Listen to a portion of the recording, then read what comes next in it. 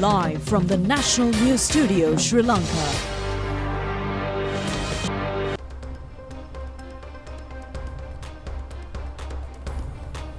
Good evening and welcome to the National News broadcast, bringing to you live from the National News Studios here at Rupavahini. We are ready to bring you the top stories here at home and around the world. I'm Charita Minipurarachi. And I'm Kasni Balachandradikari. We start off with a look at your headlines of President tonight. will address the World Government's Summit tomorrow.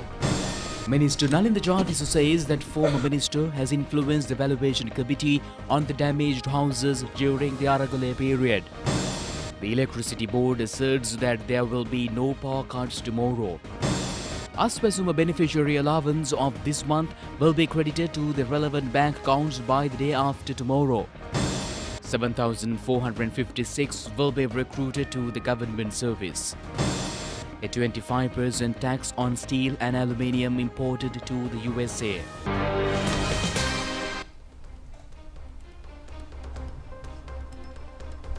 And we begin with those and other stories in detail. And in your top local story tonight, President Anrukumar Dissanayake, who's currently attending the World Government Summit 2025 in Dubai, held several high-level bilateral discussions with heads of state today.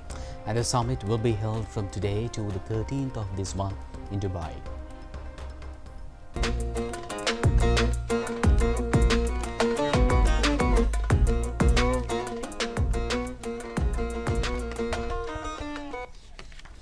The World Government Summit 2025 is being held under the theme of Shaping Future Governments. Leaders of 30 countries and heads of 80 international organizations, over 140 government representatives, academics and decision makers of various sectors are taking part in the summit. The government of UAE says that over 6,000 members are taking part in this event. This will be held as an international forum in exchanging knowledge at global level. The World Government Summit first held in 2013. During the day, the President met with Pakistan's Prime Minister Muhammad Shehbaz Sharif. Prime Minister Sharif extended his congratulations to President Dissanayake on his government's significant electoral victory in Sri Lanka. The discussions focused on strengthening trade relations and diversifying markets between the two countries. Both leaders also deliberated on the importance of adopting a new strategic framework to enhance economic cooperation. President Dissanayake briefed the Pakistani Prime Minister on Sri Lanka's current economic policies, emphasizing that his administration is committed to transparent and corruption-free economic management. He further highlighted that such governance would create a solid foundation for Sri Lanka's economic growth. Additionally, the discussions placed special emphasis on promoting tourism between Sri Lanka and Pakistan, exploring opportunities to boost the industry in both the countries. Meanwhile, President Dissanayake also met with former British Prime Minister Tony Blair. The discussions revolved around the potential for Sri Lanka to leverage the United Kingdom's expertise and specialized knowledge in various sectors. President Dissanayake briefed Blair on the investment opportunities in Sri Lanka's health, ports and tourism sectors, extending an invitation for UK investors to explore these prospects. Former British Prime Minister Blair highlighted the potential for Sri Lanka to benefit from expertise in climate change adoption, good governance and agricultural advancements. Additionally, his commitments and Sri Lanka's current administration for its transparency and corruption-free governance, specifically recognizing these qualities as key strengths of the present leadership.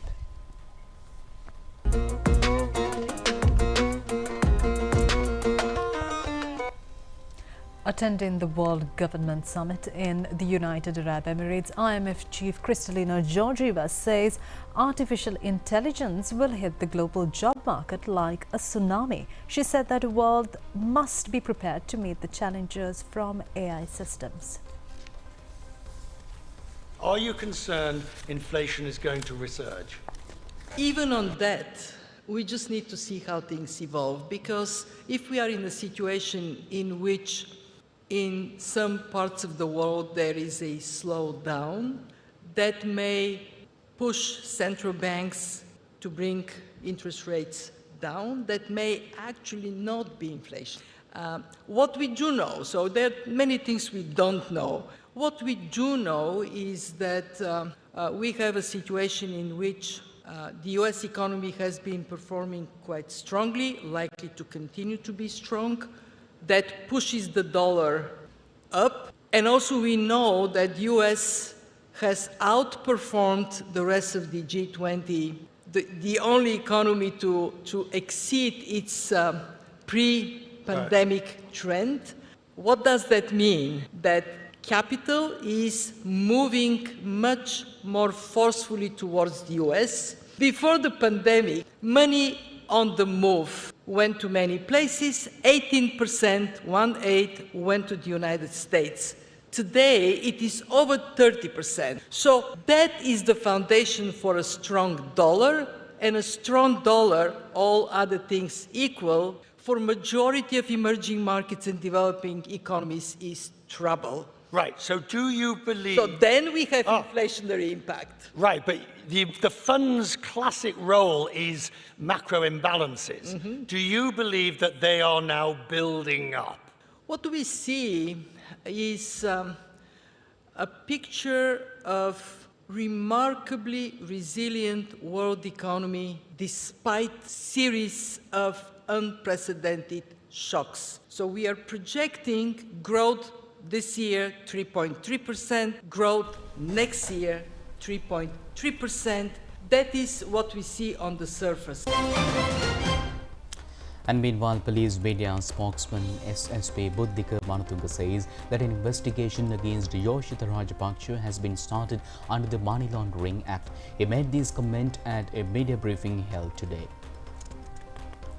Police media spokesman SSP Buddhika Manatunga said that an investigation has been conducted against Yoshitha Rajapaksa since 2016 regarding a sum of over 59 million rupees in his accounts. He couldn't clarify in fair manner how he earned this amount of money. He said that therefore an investigation against him was carried out under the Money Laundering Act. It was several and revealed that he has credited this money on fixed deposits as a joint account with a female named Daisy Forrest. He added that accordingly the Attorney General instructed the police to make Daisy Forrest also a suspect in this case. At the Kaduvela Magistrates Court today, both the suspects Yoshitha Rajapaksa and Daisy Forrest were named as suspects in this case and future legal measures to be taken against them by the police. He also said that a foreign travel ban has also been imposed on Daisy Forrest.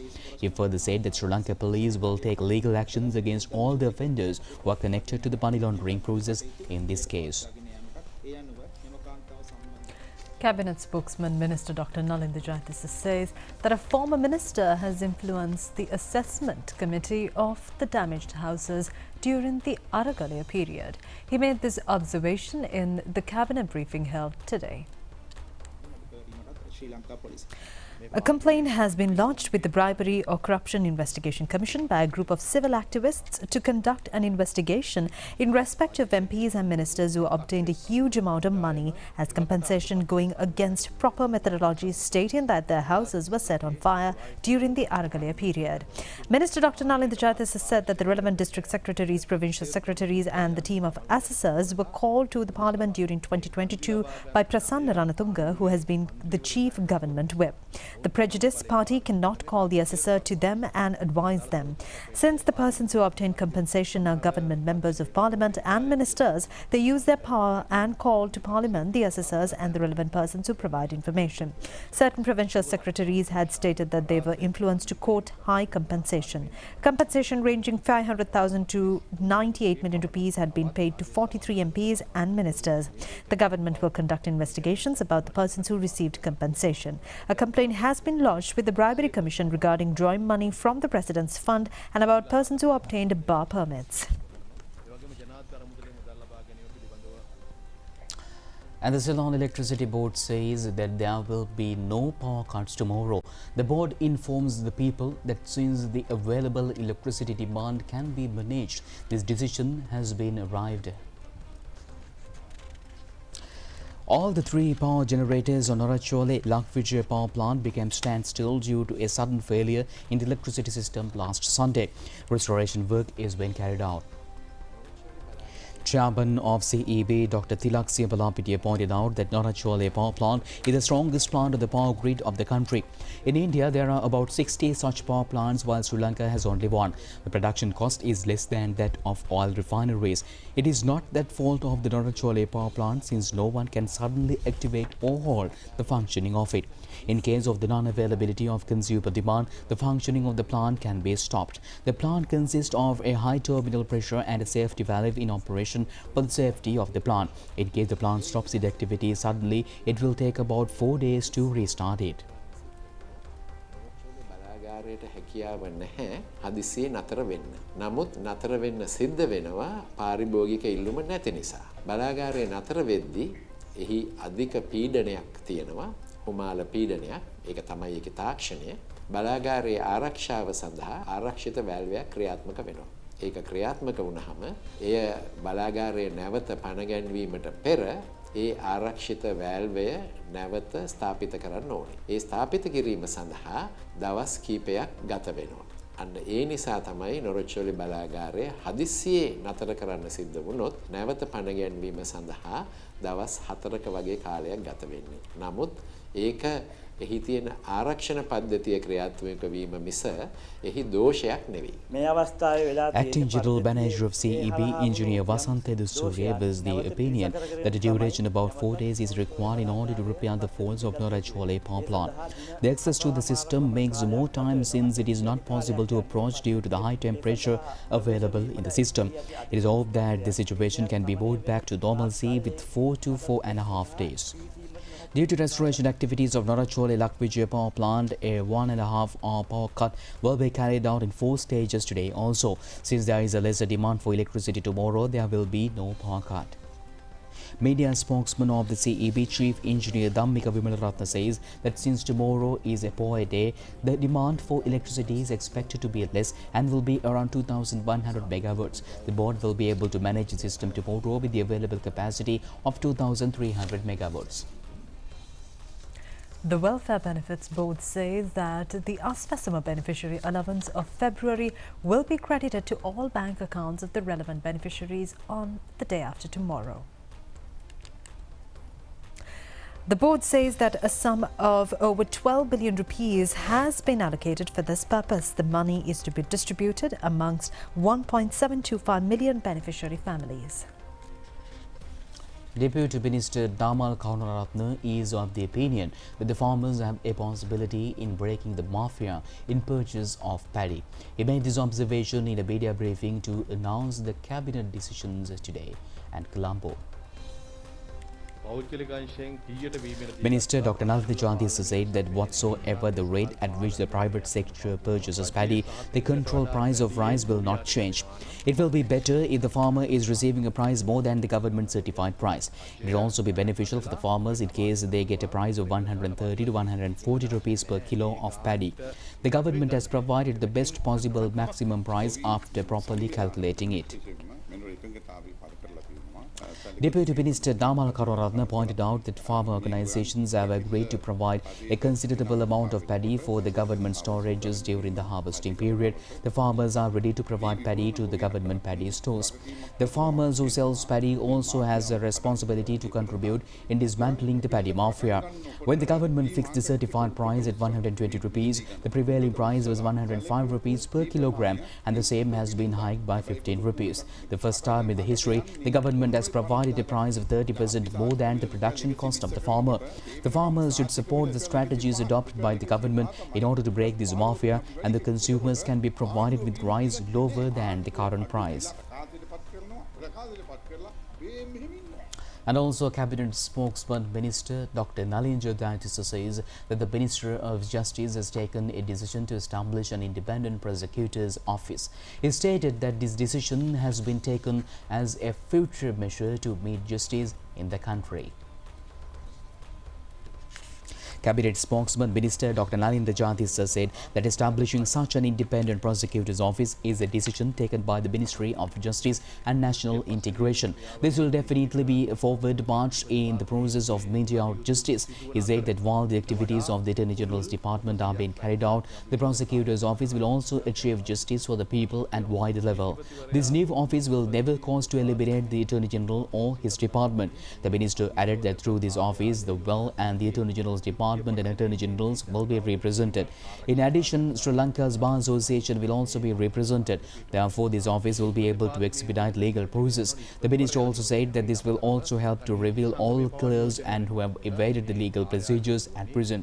Through the new office, justice will be meted out for all assassinated journalists, and the culprits will be brought to the book regarding their social or political status. He also said that the government reiterates that it has no intention to protect the killers. The government is keen on revealing them and punish them without delay. The minister also expressed views regarding the Terrorism Prevention Bill.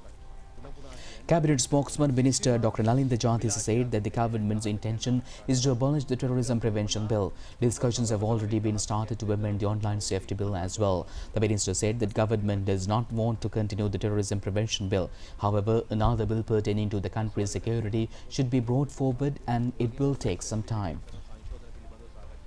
Now, approval has been granted to appoint an officers committee chaired by the Secretary to the Prime Minister for taking measures required, accordingly recognizing the numbers of recruitments compulsory should be made related to requirements, priorities and timeframes by reviewing the government sector recruitment process.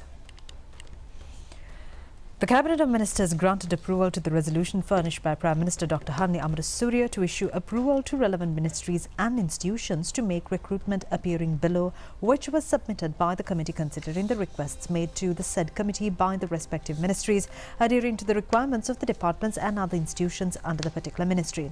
Accordingly, the number of posts and vacancies recommended to the Ministry of Health and Mass Media is 3,519. Another 3,000 posts and vacancies have been recommended to the Ministry of Public Administration, provincial councils and local government. The total number of vacancies that the committee has recommended for recruitment, including in several other institutions, is 7,456.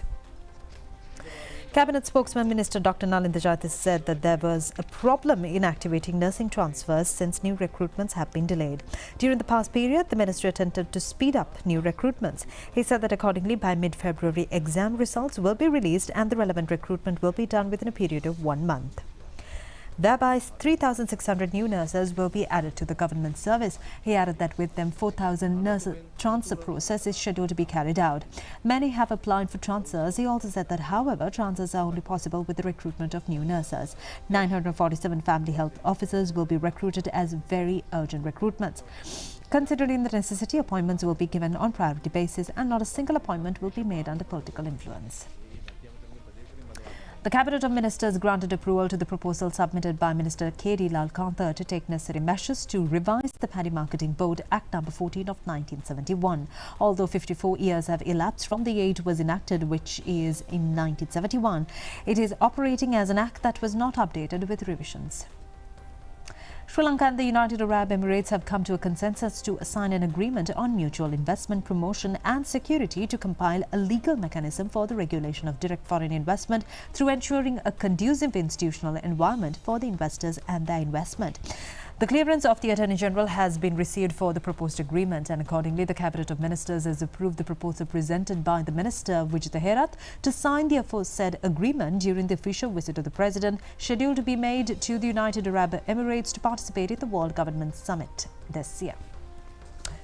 The Cabinet of Ministers granted approval to the resolution submitted by the Minister Bimal Ratnayake to implement the proposed Rural Roads Enhancement Programme in Northern and Eastern provinces. Accordingly, it has been decided to prioritise to develop 1,500 kilometres of roads within the Northern Province and 500 kilometres of roads within the Eastern Province, representing every divisional secretariat division, since most of the roads in the Northern and Eastern provinces are in a dilapidated condition.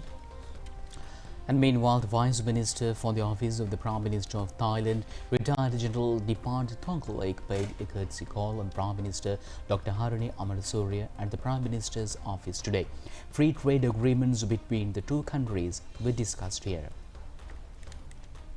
Vice Minister briefed the Prime Minister on his productive decisions with the senior government officials, particularly with the Inspection General of Police, regarding the Memorandum of Understanding on defence exchanges between the two countries. During the meeting, both sides engaged in discussions on efforts to combat human trafficking. Prime Minister Amarasuriya extended appreciation to the government of Thailand for the assistance in the rescue operations of Sri Lanka's trafficked in Myanmar and sought further support in securing the release of 18 more Sri Lankans currently in distress. The discussions also covered the Thailand-Sri Lanka Free Trade Agreement and the strengthening of economic ties.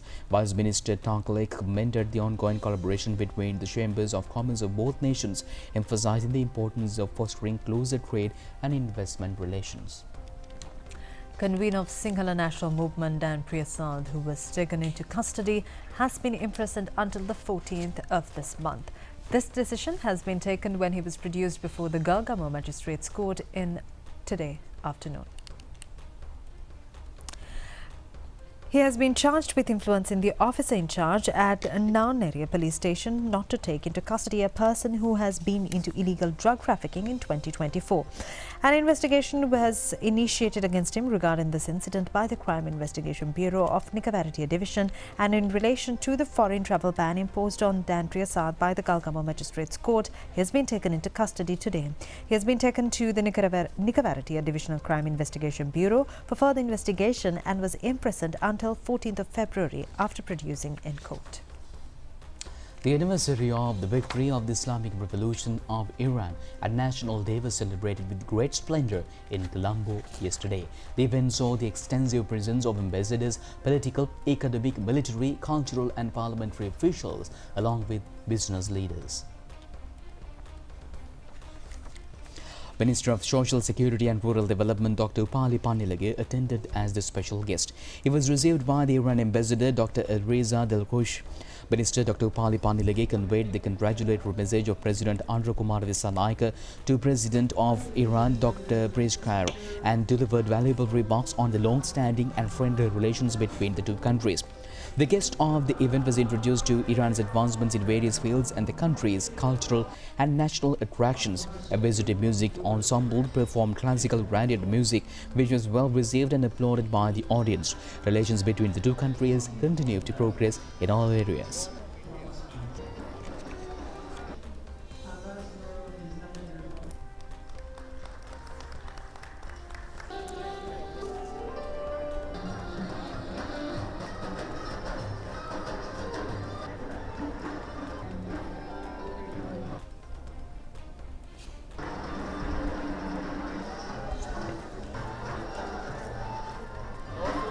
It's an honor to have you all today in celebration of the 46th anniversary of the Islamic Republic of Iran.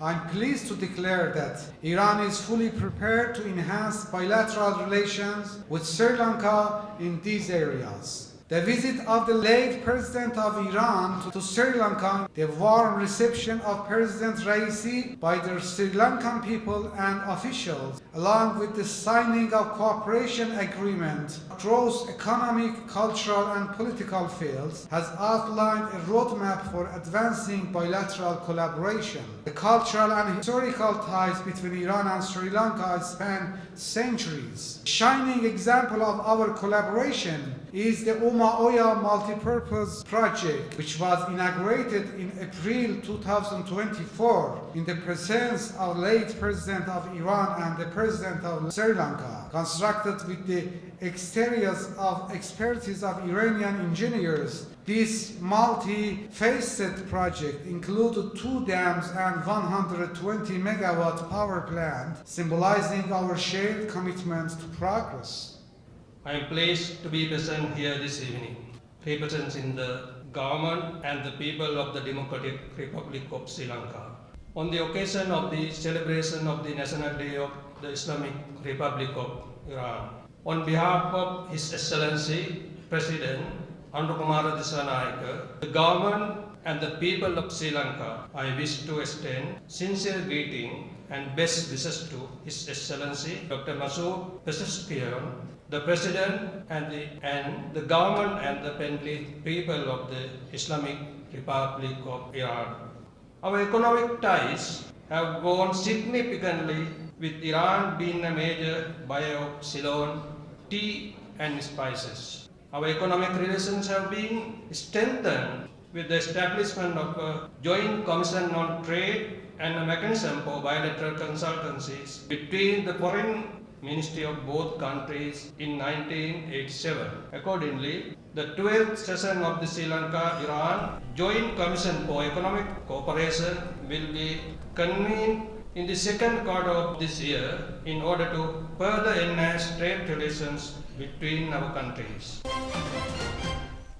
The Colombo Air Force Symposium began at the BMICH in Colombo yesterday. Sri Lanka Air Force has organized this event in this year for the 7th occasion under the theme of transforming air and space for a resilient tomorrow. Prospects of Air Force on the Indian Ocean Rim. It was started under the patronage of Deputy Minister of Defence, retired Major General Aruna Jayasekara, and with the participation of a number of local and foreign intellectuals. The inaugural lecture was delivered by Air Force Commander Air Marshal Bandhu Edirasinghe, and the invitees' lecture was delivered by Deputy Minister Aruna Jayasekara. Air Force representatives of the Indian Ocean Rim Association, including the USA, India, Pakistan, Singapore and Russia, and local and foreign intellectuals and school students of the aviation technology sector also participated in this event.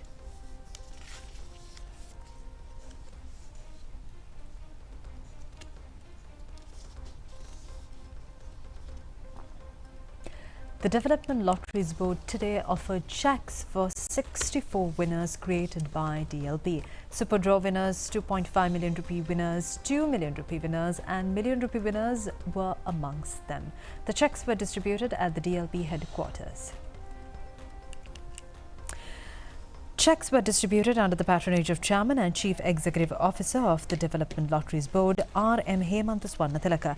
Cheques were offered to the winner of Shanida Super Draw of 63.979 million rupees and Lagnavasana Super Draw winner of 4.795 million rupees.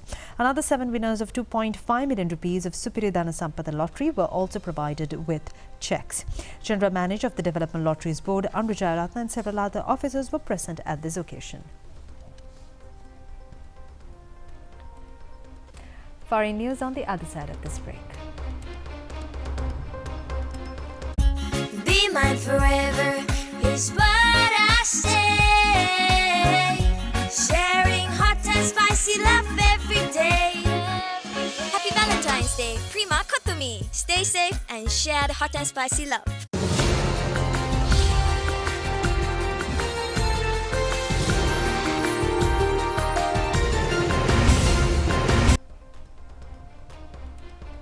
And in your foreign news tonight, President Donald Trump has ordered a 25% import tax on all steel and aluminum entering the United States in a major expansion of existing trade barriers.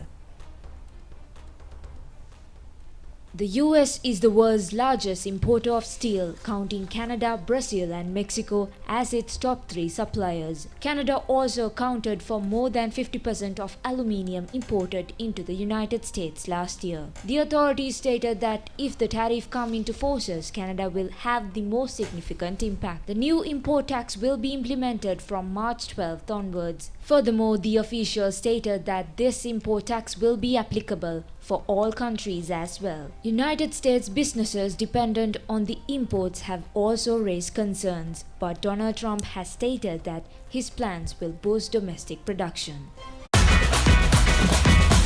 Prima Kotumi, Fantamai.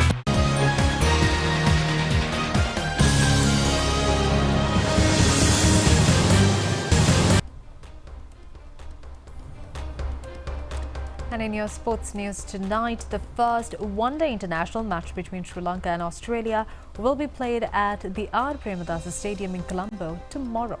The match is due to be started at 10 a.m. Players of both teams had their practices at R. Premadasa Stadium today. It has been a special feature that one day international has been played at the stadium after 2014. 103 matches have been played between Sri Lanka and Australia so far, and 64 matches have won by Australia, while Sri Lanka has been able to register a win in 35 of them. 4 matches ended without decision, and Sri Lanka played against Australia in one day international for the last time in 2022. Sri Lanka was able to win the series with 3 matches to 2.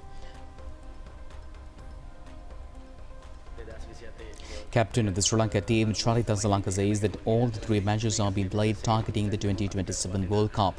These are the 2 important matches in this process, since Australia is an extremely challenging team. Sri Lanka team can play with the 2 medium spacers and 3 spinners. A day match was played for the last time at Hambantota against the Afghanistan team in 2022. Sri Lanka team hopes to win the series 2-0. Yeah, we'll look at the wickets and see what we want to do for the next 2 games, but I'd be lying if Champions Trophy wasn't at the front of our minds. It's a big ICC tournament for us. Unfortunately, Sri Lanka aren't going to be there, but yeah, look, for us it's certainly at the front of our mind, but we'll be doing everything we can to win the next 2 games as well. Day game is very different. It's going to be a little bit different for us. I'm unsure. I haven't even looked at the wicket yet to see what it looks like doing, but whatever we do, bat or bowl, it's going to be warm out there, no doubt. But yeah, we're looking forward to the next couple of games and getting back into white ball cricket. The trophy, which is to be awarded to the champions of the 2-match series, has been displayed with the participation of the 2 captains. The second match of the series will be played on the 14th of this month at the same venue.